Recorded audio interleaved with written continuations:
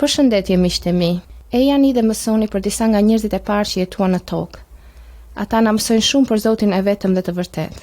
Ndërsa dëgjoni këtë histori, shihni ilustrimet në librin e Kuq. Vazhdoni tek ilustrimi pasardhës kur të dëgjoni këtë tingull. Le të fillojmë. Figura e parë: Adami dhe kafshët. Libri i Zanafillës, vargu 1 deri tek 2:14. Në fillim, toka ku jetojmë nuk ekzistonte. Ekzistonte vetëm Perëndia. Perëndia është shpirt. Ne nuk mund ta shohim atë. Perëndia e ka gjithë pushtetin. Ai di gjithçka dhe është kudo. Perëndia krijoi çdo gjë në tokë dhe në qiell. Ai e krijoi njeriu nga pluhuri i tokës. Perëndia i dha njeriu një shpirt që ai të mund të njihte Perëndin. Në këtë kohë, të gjithë mendimet dhe dëshirat e tij ishin dakord me Perëndin. Perëndia e quajti njeriu Adam dhe ai i vuri emrin të gjitha kafshëve që krijoi Perëndia. Perëndia krijoi edhe të gjithë shpirtrat dhe ëngjëjt në qiell. Çdo gjë që krijoi Perëndia ishte shumë mirë.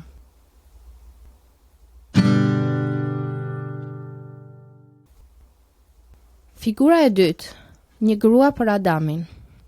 Libri i Zanafillës, kapitulli i 2, vargu 15 deri në 25. Perëndia e vendosi Adamin në një kopësht të bukur e pjellor dhe Adami kujdestej për të. Kishte krijesa mashkull dhe femër të çdo lloji, por nuk kishte një shoqëruese të përshtatshme për njeriu. Perëndia e vuri Adamin në gjumë të thellë. Pastaj, ai mori një brinjë nga ija e Adamit. Perëndia krijoi një grua nga brinja e Adamit dhe ja prezantoi njeriu si shoqëruesen e tij. Burri dhe gruaja ishin lakuriq, por nuk turpëroheshin nga kjo. Ata mund të flisin me Perëndin si miq. Nuk kishte keqardhje, vdekje apo ndonjë të keqe në atë vend të mrekullueshëm.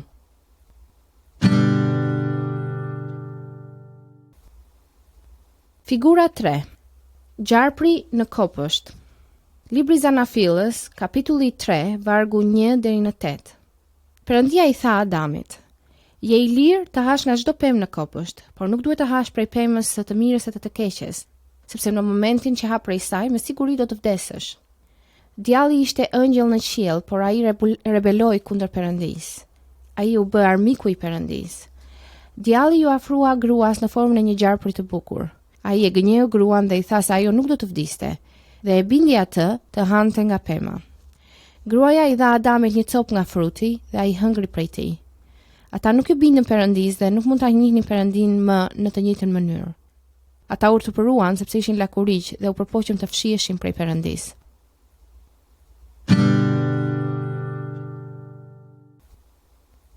Figura 4: Adami dhe Eva jashtë kopshtit. Libri i Zanafillës, kapitulli 3, vargjet 14 deri në 24. Perëndia e nxori Adamin dhe gruan jashtë kopshtit. Ai i tha Adamit: "Me që ti hëngër nga pema, toka do të mallkohet. Do të duhet të punosh shumë që ta bësh që të prodhoj ushqim." Perëndia i tha gruas: "Unë do të shtoj dhimbjet e tua në lindje." Dhe i tha gjarprit: "Me që ti e bëre këtë, ti je i mallkuar dhe do të zvaritesh mbi barkun tënd." Gjarpri, armiku i njeriut. Adami e quajti gruan Eva, që do të thotë jetë. Eva lindi fëmijë që janë paraardhësit e të gjithëve ne. Ne jemi akoma të ndarë nga Perëndia dhe ne të gjithë nuk i bindemi Perëndisë, njësoj si Adami. Por Perëndia premtoi që një ditë ai do të dërgojë një njeri që do të mund djallin. Ky njeri është i aftë të na kthejë tek Perëndia. Ky njeri është Zoti Jezu Krisht.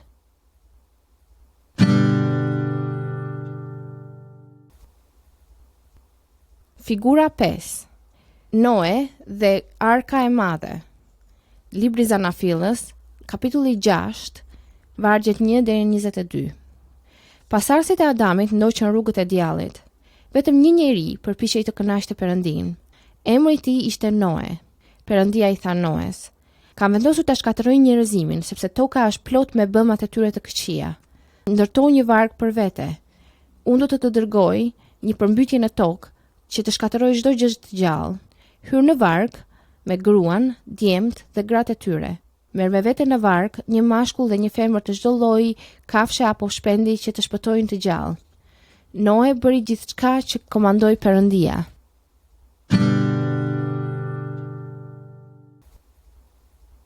Figura 6. Përmbytja e madhe.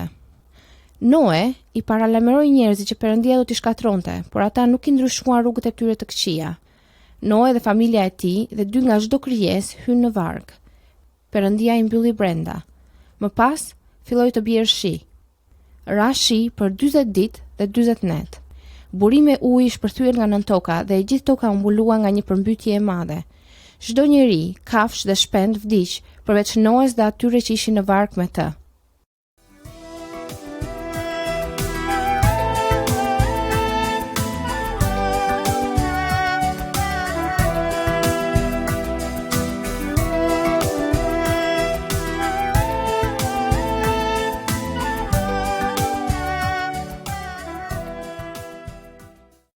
Figura 7. Ylberi dhe premtimi i Perëndisë. Libri i Zanafillës, kapitulli 8, vargjet 13 deri në 22. Shiu pushoi dhe pas një viti toka u tha. Noe dhe familja e tij dhe gjithë kafshët dolën nga varka. Noe i ofroi një sakrificë Perëndisë dhe Perëndia u kënaq nga kjo. Perëndia vendosi një ylber në qiell dhe tha: Unë nuk do të shkatroj më kur të gjithë gjallësat me përmbytje. Sa herë që ylberi do të shfaqet, unë do të kujtoj premtimin që të bëra ty. Miq, edhe ju kujtojeni këtë premtim sa herë që të shihni një ylber. Perëndia do ta gjykojë përsëri botën. Herën tjetër, ai do ta shkatrojë botën me zjarr. Megjithatë, ata që i besojnë dhe i bindën Perëndisë nuk duhet të kenë frikë. Perëndia na ka dhënë një rrugë aratisjeje dhe kjo rrugë është Zoti Jezu Krisht.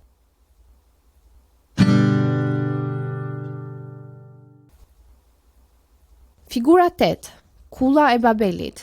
Libri i Zanafillës, kapitulli 11, vargjet 1 deri në 9. Bijtë e Noes lindën shumë fëmijë. Perëndia i urdhëroi të shkonin e të jetonin në të gjithë tokën, por njerëzit nuk donin të ndaheshin.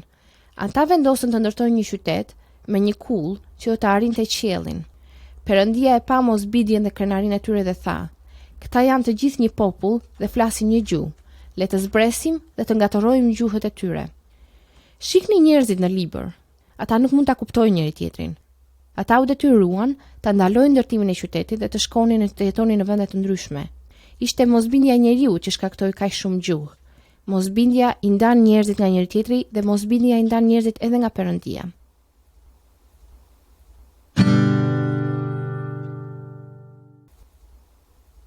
Figura 9. Jobi adhuron Perëndin. Libri i Jobit, kapitulli 1, vargjet 1 deri në 12. Burri që shihni në këtë figurë është Jobi. Ai adhuronte dhe sakrifikonte vetëm tek Perëndia e vërtet. Ai nuk i ndiqte rrugët e djallit. Jobi kishte shumë fëmijë dhe shërbëtor dhe kope të mëdha kafshësh. Zoti e kishte bërë Jobin shumë të pasur. Një ditë Perëndia i tha djallit që ai ishte shumë i kënaqur me Jobin. Por djalli tha që Jobi e adhuronte Perëndin vetëm që të ishte i pasur. Ai tha Perëndisë: Nëse ti i merr çdo gjë që Jobi ka, ai do të mallkojë. Zoti e dinte që djalli po gënjente. Ai e dinte që Jobi do ta adhuronte atë edhe nëse ishte i varfër. Kështu që Perëndia e la djallin që të merrte gjithçka nga Jobi, në mënyrë që të provonte që Jobi ishte njeri i mirë.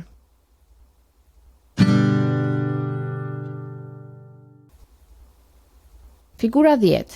Jobi në vajtim. Libri i Jobit, kapitulli 1, vargjet 13 deri në 22. Një ditë, shërbëtorët e Jobit i sollën atij lajme të tmerrshme. Armiqtë e Jobit kishin vjedhur gjithë buajt dhe gomerët e tij dhe kishin vrarë gjithë shërbëtorët. Një rufe kishte vrarë gjithë delet e tij dhe barinjtë e tyre. Banditët vodhën gjithë devet e tij. Një shërbëtor tjetër solli lajmin më të keq, duke thënë: Fëmijët e tu po festonin kur një stuhi rrëzoi shtëpinë ku ata ishin dhe i vrau të gjithë. Jobi roi kokën e tij dhe ra për tokë. Ai tha: Perëndia dha dhe tani ai ka marr. Lavdëruar qoftë emri i Perëndisë. Në të gjitha këto telashe, Jobi nuk e mallkoi Perëndin.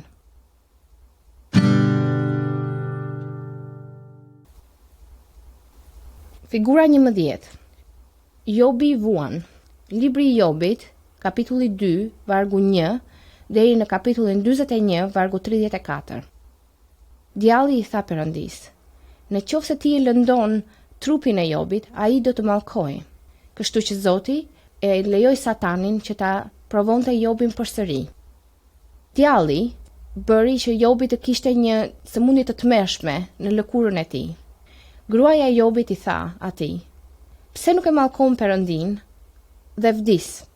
Por Jobi refuzoi dhe i tha asaj: "A duhet të pranojmë vetëm të mira nga Perëndia dhe jo të lashe?" 3 miq erdhën dhe i biseduan me Jobin për shumë ditë. Ata i thanë që Perëndia po e dënonte Jobin për diçka të keqe që ai kishte bërë. Pastaj Perëndia vet ju shfaq atyre. Perëndia i tregoi atyre që ata nuk ka kuptonin. Perëndia është i pakufishëm në fuqi. Ai di të gjithë gjërat. Ai e di çfarë është më e mira për ne dhe vetëm ai mund të zgjedh nëse jeta do të jetë e vështirë apo e lehtë për ne.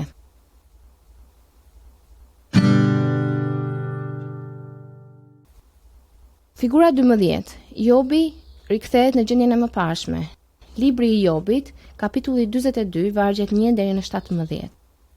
Kur Jobi pa madhështinë e Perëndis, ai u turpërua që e kishte dysuar Zotin. Ai u turpërua që kishte biseduar me shokët e tij që ai nuk kishte bërë asnjë gabim. Jobi u lut për shokët e tij sepse ata nuk e tonin rrugët e Zotit. Pastaj, Perëndia e bëri Jobin përsëri të shëndetshëm dhe të pasur. Shokët e tij erdhën të festonin me të dhe i dhanë atij shumë dhurata. Perëndia i dha atij 7 bijë dhe 3 bija të bukura.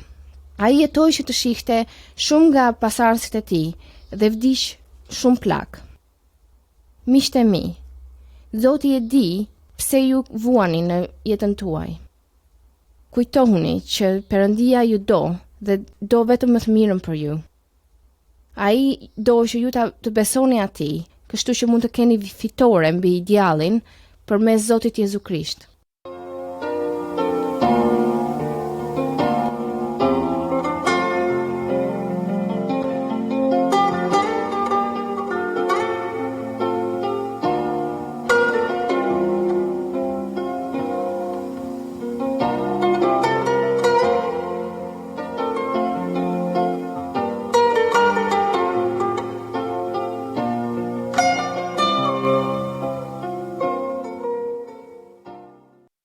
Figura 13. Abrahami largohet nga shtëpia e tij. Libri i Zanafillës, kapitulli 12, vargu 1 deri kapitulli 13, vargu 4. Më lejoni të tregoj për një njeri të quajtur Abraham. Ai ju bind Perëndis dhe përmes tij shumë njerëz janë bekuar. Një ditë Perëndia i foli Abrahamit duke i thënë: "Largohu nga vendi yt dhe nga shtëpia e babait tënd dhe shko në një tokë të cilën do të ta tregoj unë. Unë do të krijoj një komb të madh prej teje. Përmes teje, Perëndia do të bekojë gjithë njerëzit në tokë." Abrahami i besoi premtimit të Perëndis dhe bëri ashtu siç tha ai. Ai mori gruan e tij, shërbëtorët e tij dhe të gjithçka që kishte. Ai udhëtoi për shumë ditë derisa ai arriti në tokën e Kananit. Atje, Perëndia i tha atij: "Kjo është toka që do t'i jap pasardhësve të tu."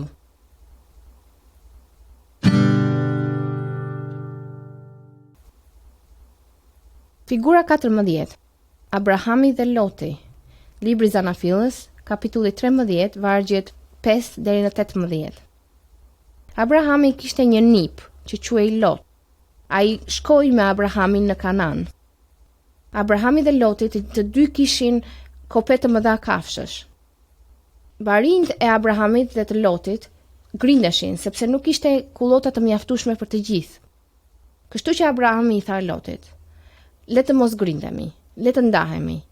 Zgjidh pjesën e tokës dëshiron." Loti donte tokën më të mirë për veten e tij dhe kopet e tij, kështu që ai vendosi të zgjedh luginën e lumit që ishte shumë pjellore. Dhe ai shkoi të jetonte afër një qyteti që quhet Sodom. Pastaj, Perëndia i foli Abrahamit përsëri duke i thënë: të gjithë toka që shikon do t'i jepet. Pastaj Zoti i foli Abrahamit përsëri duke thënë: të gjithë toka që shikon do të jepet ty dhe pasardhëve tu për jetë.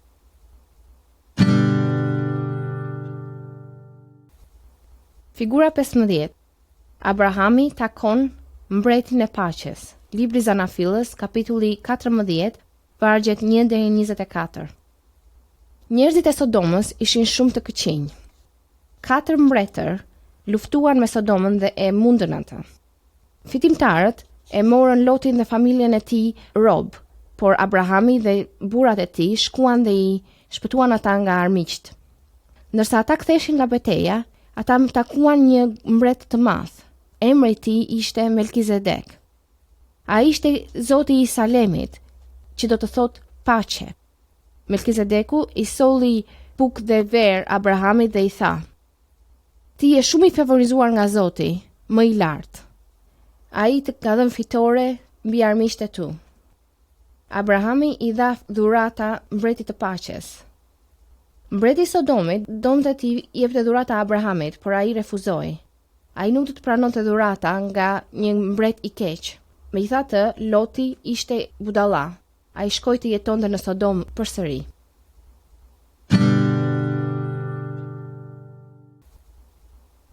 Figura 16.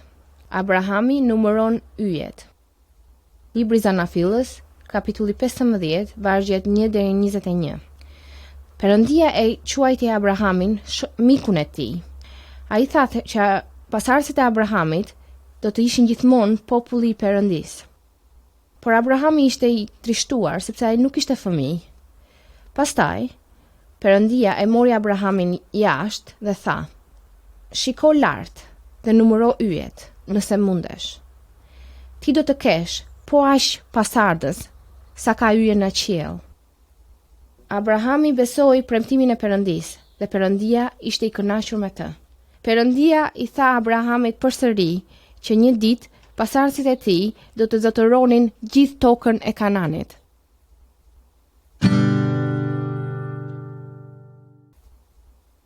Figura 17. Fëmia Ismail. Libri Zanafillës, kapitulli 16, vargjet 1 deri në 16. Shumë vite kaluan, por Abrahami dhe gruaja e tij Sara akoma nuk ishin fëmijë. Në këtë kohë Sara i tha Abrahamit: fli me shërbëtoren time, ndoshta unë mund të kem një familje përmes saj. Kështu që shërbëtorja e Sarës, Hagari, priste një fëmijë nga Abrahami. Kur kjo ndodhi, Sara u bë xheloze e trajtoi Hagarin në mënyrë mizore. Perëndia dërgoi ëngjëllin e tij për të qetësuar Hagarin. Ai i tregoi asaj që ajo do të kishte një bir të quajtur Ismail. Ismaili do të kishte shumë fëmijë dhe do të bëhej një komb i madh. Ismaili u bë babai i arabëve.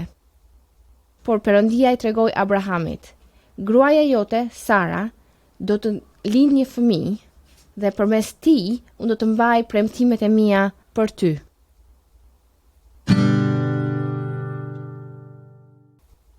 Figura 18. Sara qesh. Libri i Zanafillës, kapitulli 18, vargjet 1 deri në 15. Një ditë, kur Abraham ishte 99 vjeç dhe Sara 90 vjeç, 3 korrier të Perëndisë erdhën tek ata. Sara përgatiti ushqimin dhe Abrahami u dha atyre jashtë tendës së tyre.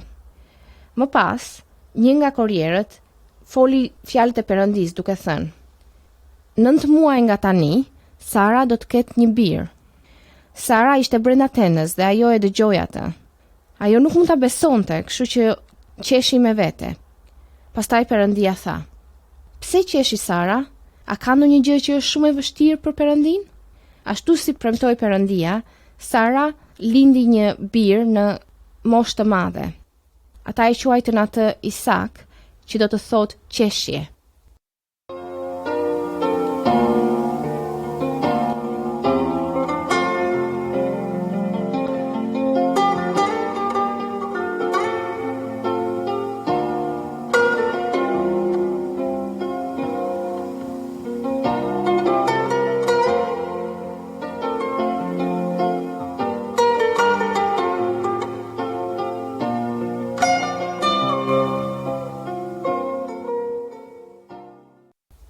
Figura 19. Abrahami lutet për Sodomën. Libri Zanafillës, kapitulli 18 vargu 16 deri në kapitulli 19 vargu 29. Perëndia vendosi të shkatrojë Sodomën sepse njerëzit në të ishin kaq të këqij. Ai tregoi Abrahamit për planin e tij. Abrahami kujtoi Lotin dhe i tha: "A do të shkatrosh të pafajshmit me të këqijt?" Kështu që Abrahami ju lut Zotit që të shpëtonte Sodomën. Pas kësaj Perëndia i tha atij: "Nëse unë gjej 10 njerëz të drejtë në qytet, unë nuk do ta shkatroj atë." Korrierët e Zotit shkuan në Sodom. Personi i vetëm i drejtë ishte Loti. Korrierët e Zotit e paralajmëruan Lotin që të largohej nga qyteti. Pastaj, Perëndia dërgoi zjarr nga qielli. Sodoma u shkatërrua plotësisht. Vetëm Loti dhe 2 vajzat e tij shpëtuan.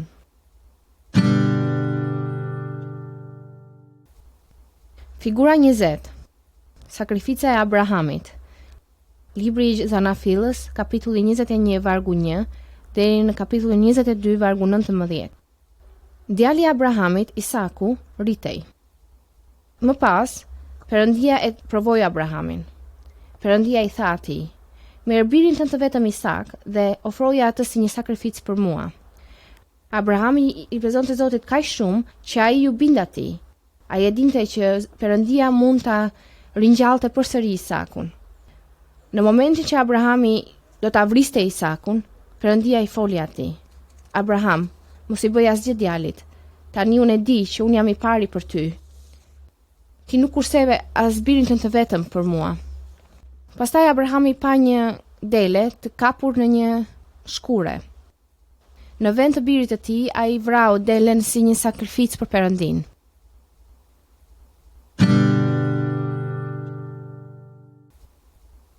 Figura 21. Abrahami plak, shërbëtori i tij. Libri Zanafillës, kapitulli 24 vargu 1 deri në kapitullin 25 vargu 26. Kur Abrahami ishte shumë plak, ai thiri shërbëtorin e tij dhe i tha: "Shko në vendin tim dhe gjej një grua për birin tim Isak." Abrahami nuk donte që Isaku të largojë nga Kanani apo të merrte një grua nga gratë e këqija kananite. Kështu shërbëtori ju bind Abrahamit dhe Zoti e drejtoi atë drejt e tek familja e Abrahamit. Atje ai gjeti një grua të bukur për Isakun. Në emri i saj ishte Rebeka. Isaku dhe Rebeka kishin një bir që u quajt Jakob apo Izrael. Ai u bë babai i kombit të madh Izrael. Njerëzit e Izraelit akoma jetojnë në tokën që quhet Kanan. Nga kombi i Izraelit erdhi ai njeri që sjell bekime gjithë botës mbar.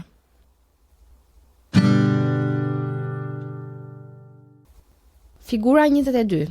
Jezusi u lind. Galatasve, kapitulli 4, vargjet 4 dhe 5.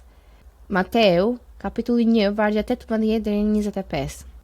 Fjala e Zotit është e vërtetë. Perëndia nuk gënjen kurrë.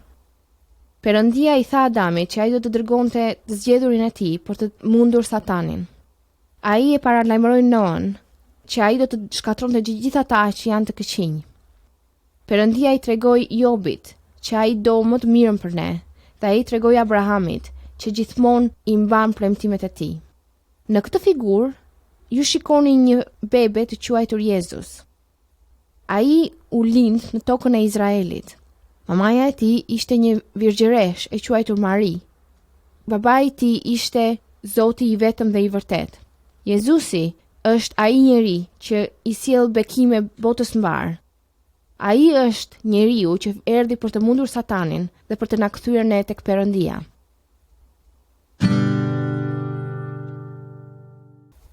Figura 23.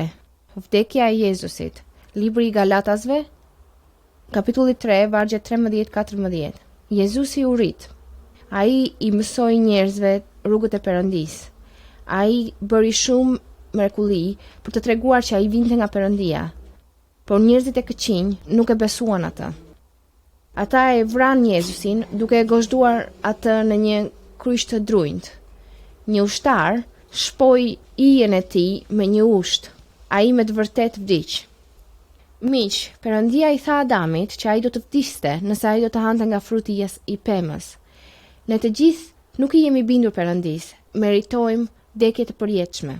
Por Jezusi vdiq që të merrte dënimin ton. A ju kujtohet se si Zoti siguroi një dele për Abrahamin që të vritej në vend të Isakut? Perëndia gjithashtu na dha birin e tij të vetëm që të vdiste në vendin ton. A ju kujtohet se si Zoti I tha Adamit që ai do të dërgonte dikë, mundte Satanin? Satani u mund kur Jezusi I vdiq për ne. Tani, fuqia e Satanit për të na shkaktuar vdekje të përjetshme ka mbaruar.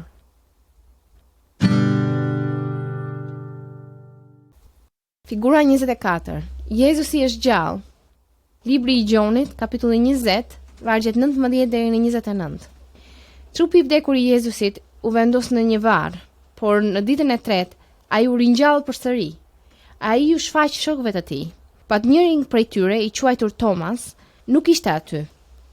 Më pas, ata I thanë Tomasit: "Ne kemi parë Zotin", por ai nuk u besoi atyre. Pastaj, Jezusi ju shfaq atyre të gjithëve përsëri. Ai tregoi Tomasit vendin e goshtëve në duart e tij dhe plagën e ushtës në ijen e tij.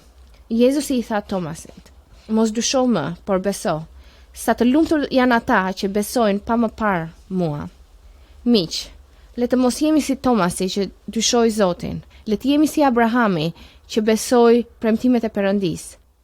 Duke pasur besim në Jezusin, ne mund ta njohim Perëndin dhe të marrim prej tij jetë të përjetshme.